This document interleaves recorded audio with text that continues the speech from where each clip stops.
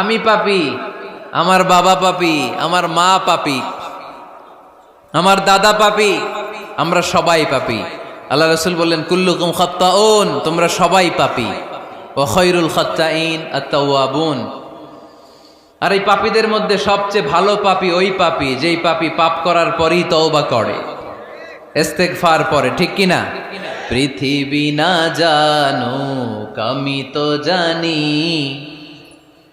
পৃথিবী না জানুক আমি তো জানি, আমি কি পাপ করেছি হায়।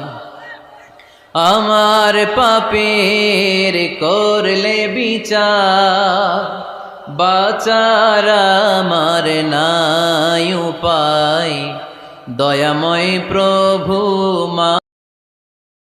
তুমি যাকে চাও